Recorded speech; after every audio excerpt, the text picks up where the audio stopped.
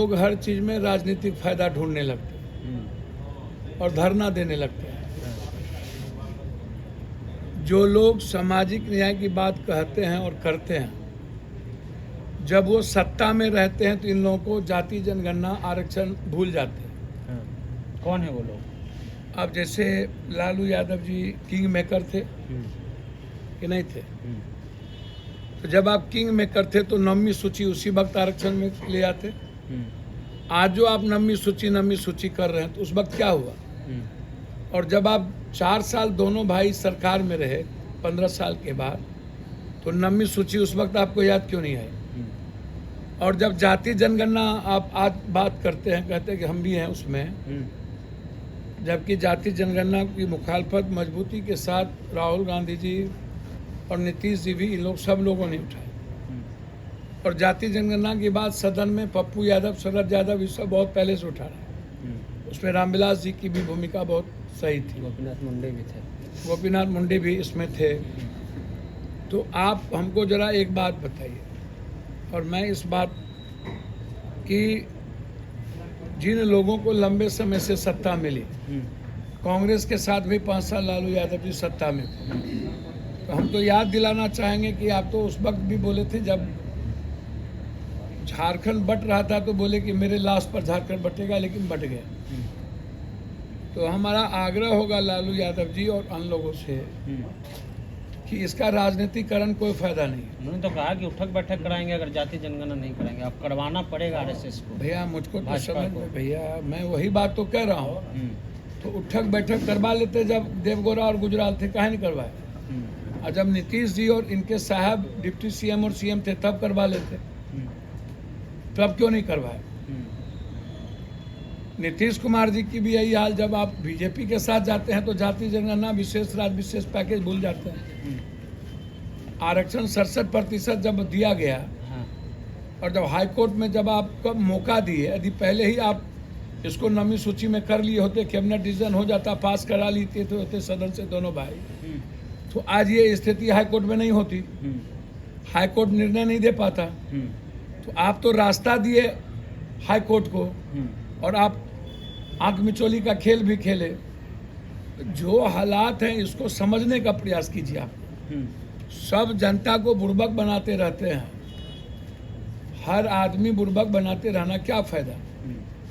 बात सही है कि इस देश में एक आदमी जो दिल खोल करके बात रख रहा है और सच्चाई के साथ रख रहा है, जिसको कोई डर नहीं है, उसका क्या दुष्परिणाम और परिणाम होगा, वो है राहुल गांधी।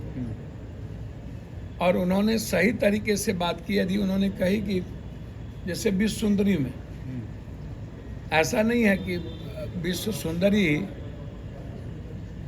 आप उठा करके देख लीजिए, कश्मीरी पंडित या कश्मीरी मुसलमान या पंजाबी को उठा के देखिए, तो क्या पंजाबी में दलित नहीं है? तो सबसे ज़्यादा है आबादी के अनुसार कि नहीं है? 35%। आप वही चीज़, वही हालात आप आदिवासी के भी बच्चों को देखिए। भैया आप समझने का प्रयास कीजिए कि राहुल गांधी क्या कह रहे हैं, या आप जिस क्वेश्चन को हमसे पूछ रहे हैं, तो मैं तो यही कहूँगा कि राजनीतिक नियत और नीति का सख्त अभाव है। संक्रमण काल में राजनीति है,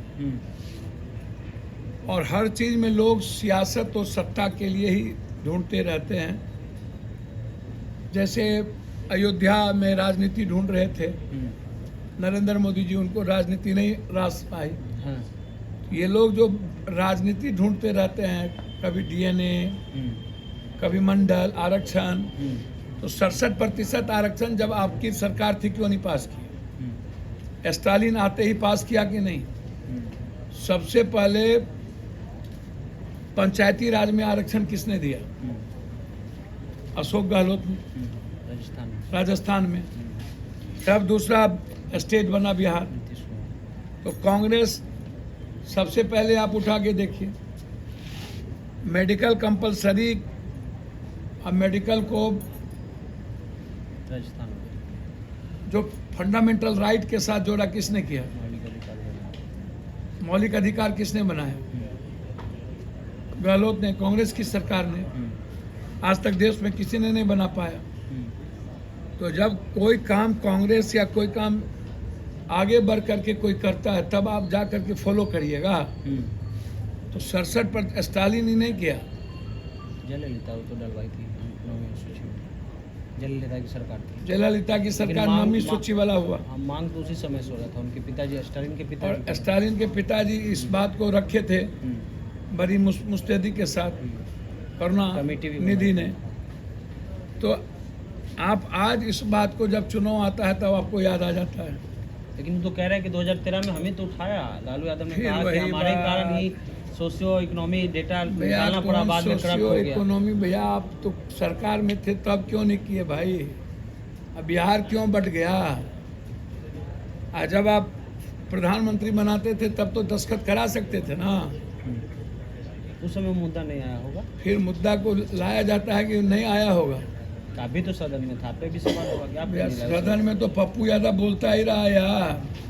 हम ही तो बिहार बंटवारे के बिल को हम अडवाणी जी से छीन के फाड़े थे। हम ही तो पूरे बिहार घूमे थे कि बिहार, झारखंड में भी जाके जोर से बोले थे कि बिहार को नहीं बंटने देंगे। सब तो बीजेपी और सब तो पक्षे में था। दूसरा सवाल कर लेते हैं। अयोध्या के आपने